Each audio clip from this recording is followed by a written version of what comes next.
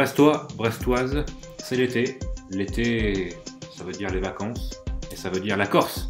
Bienvenue dans ce 42e épisode de Brest On Air où on aura un invité. Et ce n'est pas Fanche qui est à côté de moi. Fanche, comment vas-tu ? Comme tu l'as dit, c'est les vacances, donc ça va bien. Salut Quentin, salut à tous. Donc Yann qui est évidemment absent aujourd'hui car il travaille. C'est pas les vacances pour tout le monde. Et donc on parlait de Corse. Si on vous dit Brest, Corse, réussite, montée, ce ne sera pas Greg Lorenzi. Ce sera l'ancien entraîneur adjoint qui a accepté de venir discuter avec nous du stade brestois. C'est donc Michel Padovani. On ne le présente plus. Quelques expulsions à son petit CV brestois. Et évidemment une personnalité que personne n'a oubliée à Brest, outre le fait évidemment que Jean-Marc Furlan et son staff soient montés. C'est vraiment une personnalité à part et quelqu'un qui nous a tous marqués. Et donc il nous a fait le plaisir d'être avec nous pendant une bonne demi-heure.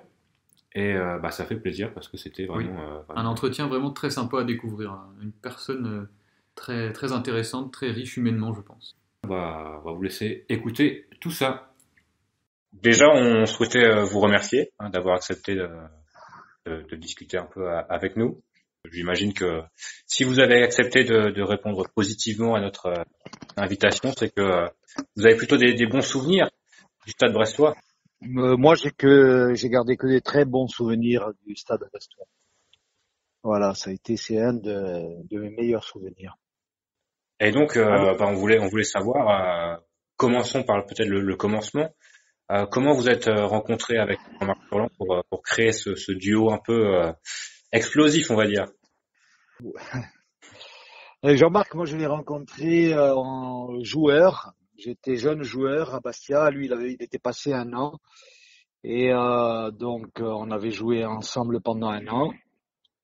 Moi, j'étais au centre de formation. Lui était avec les pros. Et je montais des fois jouer, m'entraîner avec les pros et jouer à la fin parce que ça avait été une mauvaise saison. On était descendu et tous les jeunes avaient joué pratiquement. Donc, et on s'était rencontrés là pour la première fois. On avait sympathisé sans plus. Moi, j'étais un peu sauvage, quoi. C'est-à-dire que je venais faire mes entraînements à Bastia et après je repartais au village. Et j'étais pratiquement jamais à Bastia. J'étais plus souvent avec mes copains, quoi, au village. Voilà. Et après, j'étais au chômage. Quand j'ai quitté Bastia, je cherchais un club et Jean-Marc était retourné chez lui à Saint-Seurin et ils avaient un problème. Ils cherchaient quelqu'un qui pouvait évoluer soit milieu de terrain et soit latéral. Et donc, quand il a vu que j'étais libre, il m'a appelé et donc on a joué ensemble pendant 3 ans.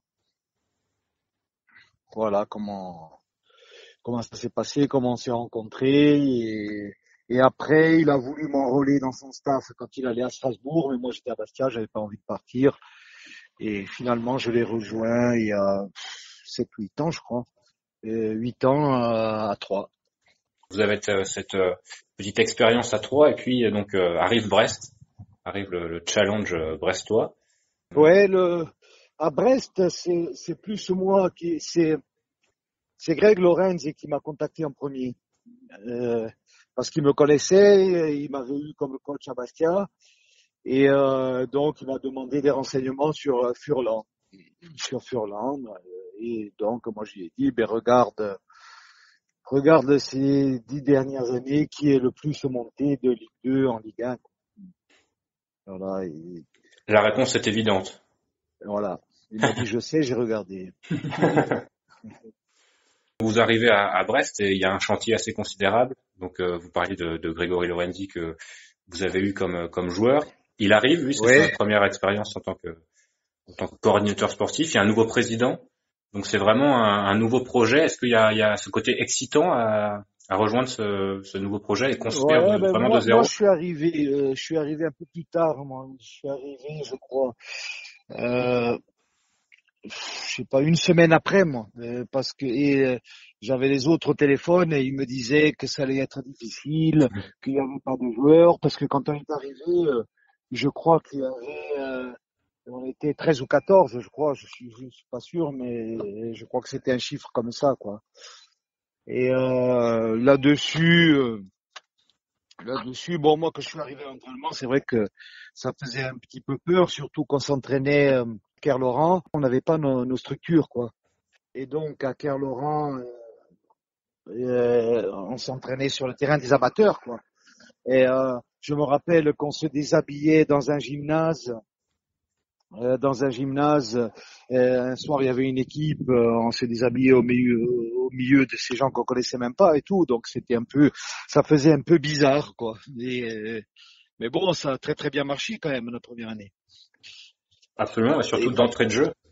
Voilà, parce que bon, je pense qu'on a très bien recruté. Il y a quand même eu une forte part de chance, parce que je me rappelle, on avait recruté Castan sur vidéo.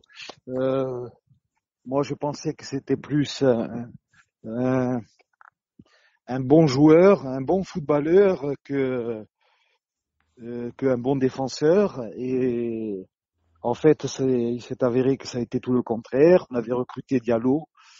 Je me rappelle, et puis après, bon, petit à petit, on a recruté, et on s'est retrouvé avec une bonne équipe. J'avais été très déçu à la fin de la saison quand on avait perdu nos 2 matchs à domicile contre Amiens et Nîmes, qu'on monte pas parce que je pense qu'on méritait de monter. On aurait dû monter d'ailleurs de suite. Enfin, vous arriviez un peu avec cette étiquette un peu de sauveur, d'un staff qui pouvait redonner un peu ses lettres de noblesse à un club qui n'allait pas vraiment très bien. Et est-ce que vous avez senti justement cet engouement qui est monté au fil de la saison grâce à Alors moi, quand je suis arrivé, j'ai senti de suite qu'il y avait un problème. C'est-à-dire que j'ai senti que le public, il était méfiant parce qu'il sortait, et il y avait eu des problèmes, ça se sentait, donc qu'ils en voulaient aux dirigeants, beaucoup aux dirigeants d'ailleurs, et qu'ils en voulaient aux joueurs. Donc je me suis dit, oh là là, ici ça va être difficile. Et ajouter à cela les structures qui étaient catastrophiques, et donc le stade un peu vétuste. Bon, je me suis dit, ça va être difficile, ça va être difficile. Et donc, petit à petit, ça s'est arrangé pour devenir quelque chose, pour devenir une force incroyable, quoi. Parce que je me rappelle la dernière année quand on jouait sur notre stade, bon, on n'a pas perdu beaucoup de matchs, mais je me rappelle d'un match où on a perdu 5-2 à domicile contre Valenciennes. Et les gens, ils nous ont applaudi comme si on avait gagné. Voilà, donc ça, à partir de là, j'étais sûr qu'il n'y a plus rien qui pouvait nous arriver, qu'on était obligé de monter, quoi. C'est le fameux match où il y a un spectateur qui vient lever le drapeau de l'arbitre assistant. Ouais. Mais moi, je sais pas. Le blé, c'était devenu, c'était fantastique. Ça me rappelait Fouriani, quoi. Voilà, C'est un ça m'a compliment beaucoup ça rappelé Fouriani. Ah oui, c'était les gens, et même mieux que Fouriani, parce qu'à la fin, ils nous aimaient tellement, ils nous poussaient que je pense qu'on pouvait plus perdre sur ce stade. Même l'année dernière, je crois que Brest en Ligue 1 n'a pas perdu beaucoup de matchs, hein. Tout à fait. 2 matchs. Moi, j'avais une petite question concernant l'ambiance à Le Blé. Paradoxalement, on a tendance à garder en mémoire en fait la superbe ambiance qu'il y avait eu lors de la victoire 6-2 face au Gazélec Ajaccio, plus que celle de Niort finalement de la montée. Est-ce que vous, cette ambiance du 6-2, alors que Brest ne monte pas cette année-là, vous en souvenez aussi, ça reste Ouais, mais moi j'ai plus retenu celle du 2-5, Ouais. du 2-5, où quand on perd en général, il y a toujours des gens qui sont en colère, qui gueulent voilà. Et là non, c'est tout le monde qui applaudissait comme si nous on avait gagné 5-2. Ça m'avait marqué, quoi. Et ça donne des forces à partir de là. Et vous vous dites quand même, ces gens-là, quand même, il faut plus les décevoir. Et je crois qu'on les avait plus déçus après, hein, les gens. Et puis il y avait des choses qui me plaisaient, Le Blé, par exemple, quand les matchs se terminaient, qu'on gagne ou qu'on perde, bon, on gagnait souvent. Mais moi, il y avait la loge Keguiner derrière nous, et on allait boire le champagne dans la loge. On avait un copain avec qui je jouais au foot en loisir, qui était dans cette loge. Donc ça, je l'ai fait qu'à Brest, quoi. ça arrivait qu'à Brest. Et donc vous avez des bons souvenirs du stade et aussi de la ville peut-être? Alors, du stade, c'était fantastique. La ville, pas beaucoup, pas beaucoup. Par contre, la vie, j'ai retrouvé la pêche, quoi, là-bas. Et, et dès que j'avais un moment de libre, j'allais pêcher. Ça me vidait la tête et ça me faisait un bien fou, quoi. La première année, quand vous êtes à Brest à Noël, donc on est premier de Ligue 2. Est-ce que à ce moment-là, vous dites que on peut plus la montée peut plus nous échapper? Et deuxième question dans ma question, est-ce que lorsque du coup finalement on ne monte pas, vous avez un goût amer ou finalement vous vous dites que on n'était pas prêt pour monter cette année-là et que ça viendra plus tard? Non, je vous ai dit, je pense que monter la première année, on avait l'équipe pour, hein, et je réponds rapidement à la question. J'ai même pensé à la fin qu'on avait fait faute professionnelle, quoi, parce qu'avec cette équipe-là, je pense qu'on aurait dû monter. Mais je pense, avec le recul, que monter deux suites, ça aurait été trop vite, quoi. C'était mieux comme ça de prendre le temps et tout. Euh, on n'avait pas de terrain à l'époque, on n'avait rien du tout, donc là c'était mieux structuré et on était plus prêt à la montée à la troisième année. Et qu'est-ce qui a manqué du coup entre l'année où on est monté et la première année finalement, des joueurs, les infrastructures? Qu'est-ce qui a fait la différence selon vous? Bah, pour moi, selon moi, c'est qu'on a perdu des matchs. On a perdu deux matchs à domicile. On s'est mis un peu de pression, je pense. On s'est mis un peu de pression, de cette pression qu'on n'avait pas la dernière année. Et surtout à domicile, hein, on s'est mis de la pression. Je sais pas pourquoi. Eh bien, la troisième année, on n'a jamais eu de la pression. Et surtout, je veux dire, les matchs contre Nîmes et contre Amiens, quand on gagnait 1-0, on avait des situations de 2-0 pour tuer les matchs et tout, on les a pas tués. Après, on doutait, on reculait, et derrière, on les a perdus tous les deux. Et ces deux matchs, ils ont fait la différence. Parce qu'on a gagné un des deux et je crois qu'on terminait champion. Oui. Parce que ça s'est joué à 1 ou 2 points. Ouais. Au finish, on était champion. Alors il y avait un joueur qui illustrait bien cette mentalité un peu sauvage, si vous me pardonnez l'expression, puisque c'est vous qui l'avez utilisé tout à l'heure. C'est Neil Maupay. Neil Maupay qui arrive donc en prêt et qui fait une très belle saison. Il parle souvent bien de Jean-Marc Furlan, de son staff et du club du Stade Brestois. Il a marqué beaucoup de buts en fin de match. Et notamment un contre Reims où on vous voit, c'est sous la pluie, on vous voit faire un sprint et glisser vers lui. Je sais pas si vous vous en souvenez. Je me rappelle, je l'avais fait exprès. Hein. J'étais tellement content que j'ai dit j'avais envie de me jeter au départ. Et à la fin, je me suis jeté par terre et tout. Bon. C'était un match contre Reims justement et qui illustrait très très bien le renouveau de Brest. 2-1, je crois. 2-1 à la fin, il avait marqué de la tête. Non. Exactement, sur un corner. Voilà. Et donc c'est un peu l'illustration du surlentime, l'expression qui avait été utilisée, et le fait qu'on est vraiment une équipe puisque outre vous, il y a également Thomas Joubert qui va célébrer là, en glissant sur les genoux. Donc c'était vraiment une osmose qui s'est créée assez rapidement avec le public, avec les joueurs. C'est assez fascinant. Oui, avec le public. Entre nous, il y avait une super ambiance.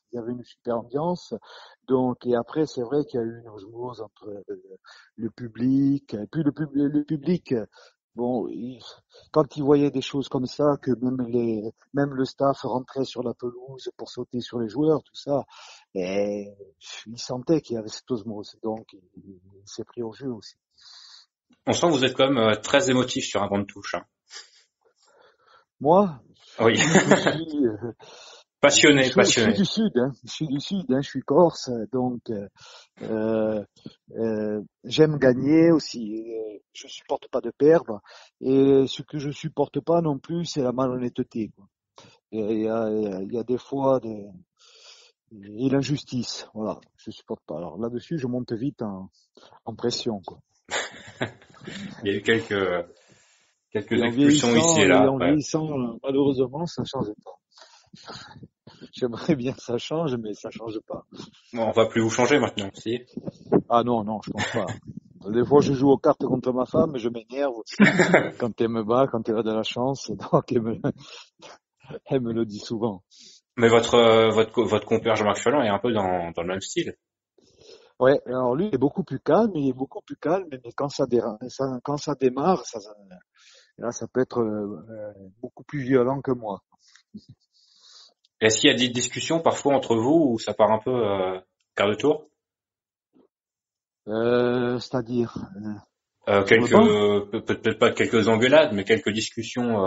ça arrive des fois qu'ils nous engueulent et tout. Bon, après, c'est le patron, hein. Ça peut arriver qu'on fasse des conneries et qu'on se fasse engueuler. Bon, ça dure pas bien longtemps, quoi. Alors moi, mes souvenirs de Michel Padovani, c'est notamment les sourires quand il retrouve les ballons envoyés à l'échauffement en route de Quimper. Et vous avez quand même un rôle assez prépondérant dans cet échauffement, puisque vous donnez la causerie aussi, il me semble, à la fin de l'échauffement. Qu'est-ce que vous dites généralement aux joueurs? Alors bon, des fois,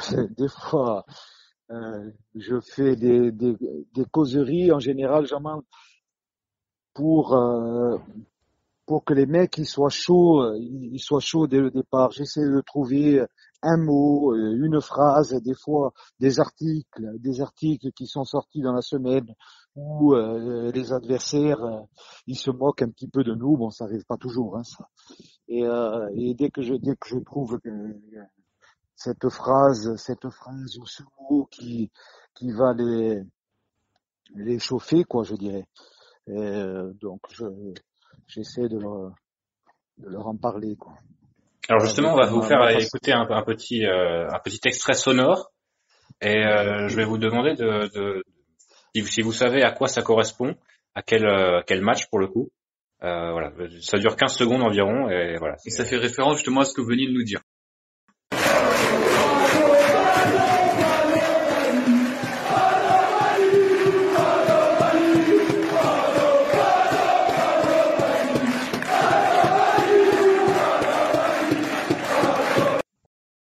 Alors d'abord, est-ce que vous avez entendu? Ouais, Padovani. Et je me rappelle plus exactement pourquoi c'était, qu'est-ce que j'avais fait là. Si je vous dis Michael Landreau. Ah oui. Alors, je me disais, c'était pendant le match de Lorient, où j'avais téléphoné à l'adjoint de Landreau, qui s'appelle Florent Ghisolfi. C'est un joueur que j'avais quand j'étais à Bastia, quand j'ai commencé à entraîner au centre de formation. Donc j'avais appelé Florent Ghisolfi parce que je regardais des vidéos sur Lorient et je l'avais vu sur le banc, donc j'ai dit tiens, je vais appeler Flo. On avait parlé de tout sauf de Lorient, quoi. Et donc c'était un lundi soir, je crois. Et le mardi matin, il dit dans le couloir à Saunier qu'on a eu un joueur qu'on a eu à 3. Et il dit alors tu as eu pas d'eau hier et Landreau a entendu ça. Et donc il est parti sur ces idées que j'appelais les adversaires pour me renseigner, alors que j'avais regardé 3 ou 4 matchs de Lorient, je savais comment ils jouaient, je connaissais tout le monde, mais lui il pensait que j'essayais d'avoir de déstabiliser des infos, voilà, oui, c'était n'importe quoi. D'ailleurs, l'adjoint lui a dit, Florent Ghisolf, il lui a dit, mais c'est n'importe quoi ce que tu fais. Il m'a appelé, on n'a jamais parlé de foot. Et au final, voilà. C'est un match peut-être le plus marquant. C'était un plus beau souvenir, hein, un des plus beaux souvenirs. Ouais, surtout le scénario, il avait été fantastique parce que je crois qu'on perdait 2 fois et on est revenu 2 fois au score et à la fin on marque ce but où Charbonnier fait un geste technique fantastique. Je crois que c'est Bello qui marque, non? Absolument. Hein? La mémoire est bonne. Voilà. Ah, je me rappelle à peu près de tout. Hein. Non, je garde un très très bon souvenir de Brest. Ça m'a rappelé un peu la Corse. Ça m'a rappelé un petit peu la mentalité des Corses. J'aimais bien les gens, j'aimais bien les fêtes qu'il y avait là-bas parce elles étaient toujours démesurées. Et les gens vous aimaient d'ailleurs aussi, parce que j'ai d'ailleurs assez peu de souvenirs d'un entraîneur adjoint et d'un staff en général qui était assez plébiscité, et tant par On a été au les contact prestations, des mais gens aussi parce par que leur caractère. ouais, on a été beaucoup au contact des gens parce que tous les week-ends on jouait en vétéran, enfin c'était pas en vétéran, c'était en loisir au René-Quéruon, donc on rencontrait beaucoup d'équipes loisirs de la région, et donc ça c'est toujours plus ou moins bien passé, donc on a gardé de très bons souvenirs avec tous ces gens-là. Et vous êtes donc comment dire le public brestois garde un très bon souvenir de Jean-Marc Furlan et du staff en général, mais on a l'impression également que c'est le cas des joueurs que vous avez eu sous vos ordres à Brest, parce que il y a Quentin Bernard, Alexandre Coef, Mathias Sautrette, Donovan Léon qui vous ont rejoint à Auxerre. C'est quoi la recette en fait, Jean-Marc Furlan, Michel Padovani, pour on a l'impression qu'ils veulent tous partir à Auxerre là. Donc là on a peur pour Charbonnier, mais qu'est-ce que vous leur faites aux joueurs? D'abord, je pense que d'abord c'est Jean-Marc avec son football. Et donc, tous les entraînements se passent avec ballon. Donc, là-dessus, c'est déjà assez attrayant. Et l'ambiance, il y a toujours une très très bonne ambiance dans le vestiaire. Donc, bien travailler avec de la bonne humeur, eh bien, je pense que ça plaît à beaucoup de gens. Hein. Et lorsque vous quittez Brest, là, quel est le sentiment général dans le staff avec Jean-Marc? Déjà, à partir de quel moment est-ce que vous savez que vous ne serez pas entraîneur sur le banc brestois la saison d'après? Est-ce que on a l'impression, nous, d'extérieur, que ça s'est décidé assez tôt finalement? Je pense, ouais, ça s'est décidé assez tôt. Je crois que fin mars, on le savait, je pense. Et la montée n'a rien changé? Après, non, moi, j'avais dit, je me rappelle une fois, j'avais eu une réunion avec Jean-Marc et j'avais dit, Jean-Marc, il faut tout faire pour partir d'ici la tête haute. Hein. On va pas passer pour des gens tordus qui avons signé ailleurs et qui avons voulu ne pas faire monter Brest. Alors, donc ici, on va partir la tête haute, on va monter. Et quand vous voyez l'ambiance de la montée, la folie un petit peu dans le stade, dans la ville, l'effervescence quelques jours après également, vous n'avez jamais envisagé de changer d'avis et de rester? Ouais, moi, Greg, il m'avait demandé aussi, Lorenz, si je voulais pas rester et tout, mais il sait que je suis fidèle, donc moi le soir du match, c'était contre Niort, c'est ça. Le soir, après, à la fin du match, j'ai fait un tour tout seul sur le terrain, tout seul, et j'ai tout mémorisé. Je me suis dit, tiens, je vais garder le meilleur souvenir. Et donc j'ai tout enregistré dans ma tête. Et voilà. Et je me rappelle aussi qu'après le match, l'Arsenal est venu me chercher.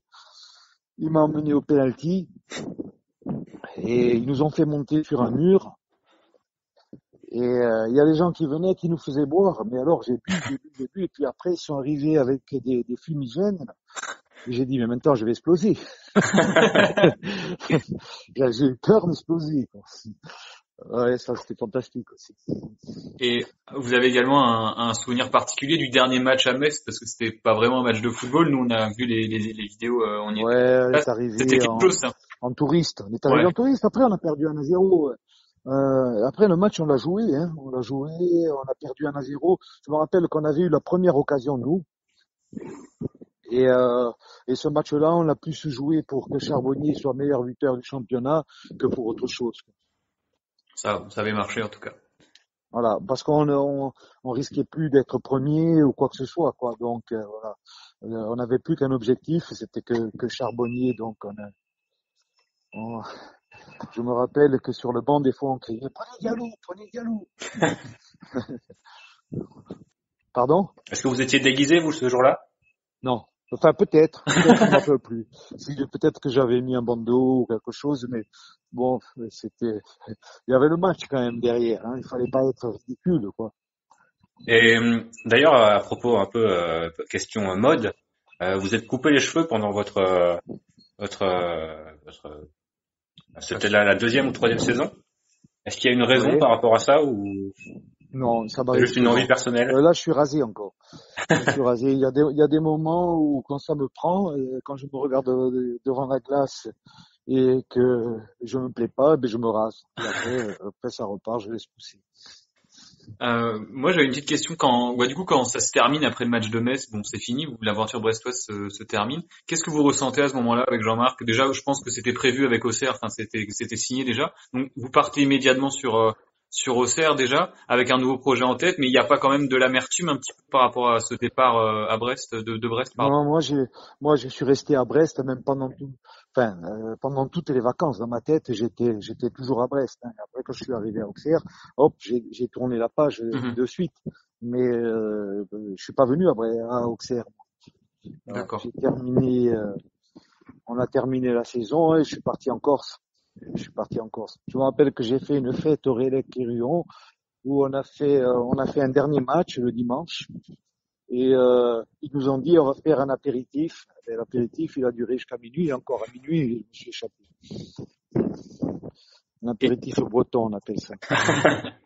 Et est-ce que cette période-là de transition finalement pour vous entre Brest à Auxerre et Brest qui avait donc cherché son nouveau coach, est-ce que vous avez été en relation avec le nouvel entraîneur, donc Olivier Dalloglio et son staff? Non, pas du tout. Par contre, je suis toujours en relation avec le staff technique, hein, pas le staff, je veux dire les kinés, le docteur, l'HUR, Jézéquel, donc je suis toujours en relation avec eux. Et vous avez suivi un petit peu le Stade Brestois sinon en Ligue 1 l'année dernière? L'année dernière, oui, je regardais souvent les matchs, souvent le samedi soir, je regardais Brest. Et donc, on va pas évidemment vous demander de juger le travail d'Olivier Dalloglio, mais est-ce qu'en regardant les matchs, vous avez revu certains de vos anciens joueurs? Est-ce que vous avez été fier quelque part de voir que finalement il y avait une continuité et que vous êtes aussi à l'origine de tout? Après Dalloglio, je le connais pas, donc mais bon, j'ai vu jouer l'équipe l'année dernière et c'est maintenu, c'était l'objectif, donc l'objectif est atteint, donc il faut pas critiquer Dalloglio, quoi.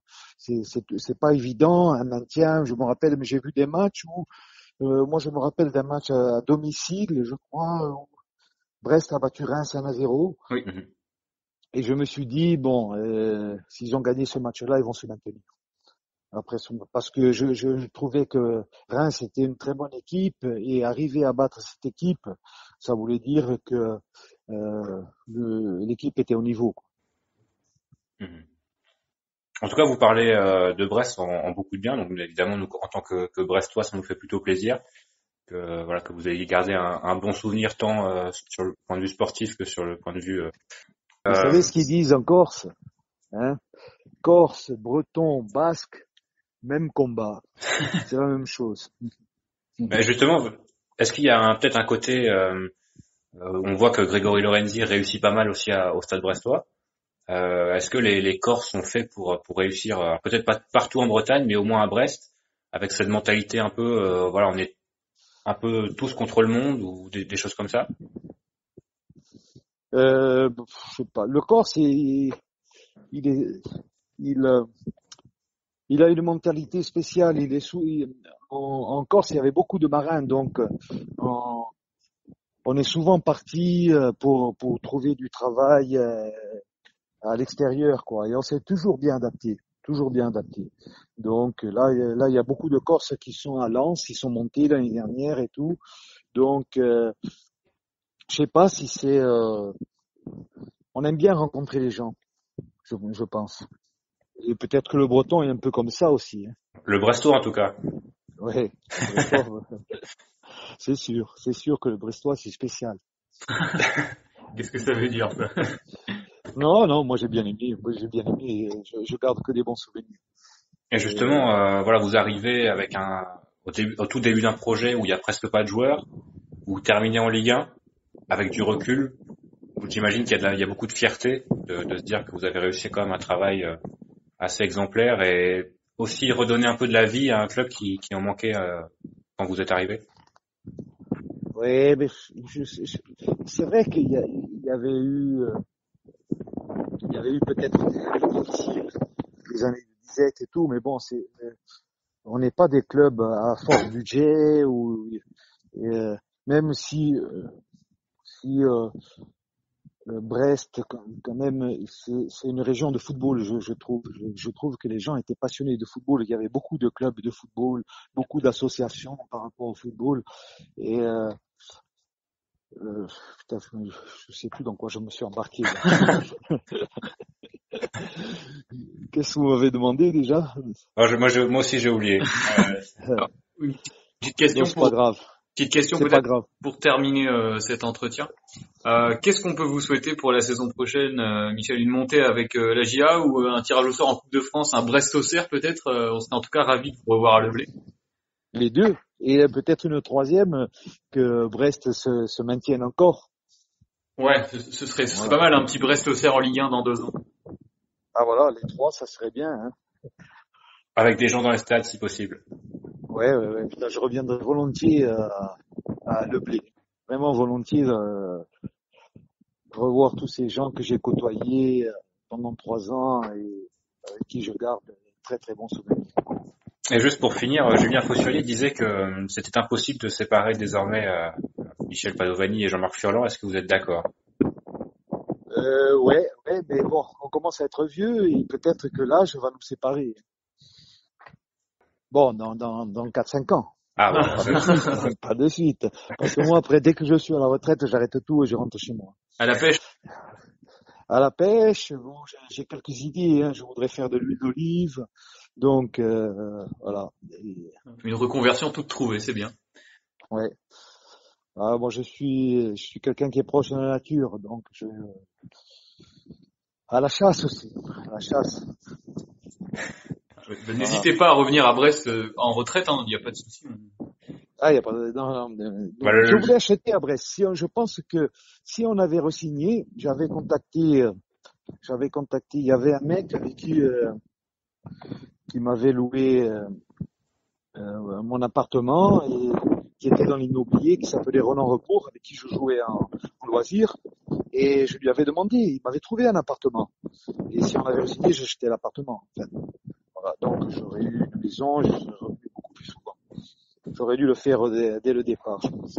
Après, par rapport à la Corse, au niveau climat, on peut pas rivaliser. Donc. Ouais, mais moi je pense que dans l'avenir, vous allez voir, hein, la Bretagne, ça va être très prisé parce que c'est encore assez frais et tout. Chez nous encore, ça commence à faire chaud.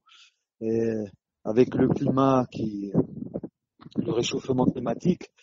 Et donc les gens, ils vont arriver, il va y avoir beaucoup de monde, je pense, dans quelques années en Bretagne.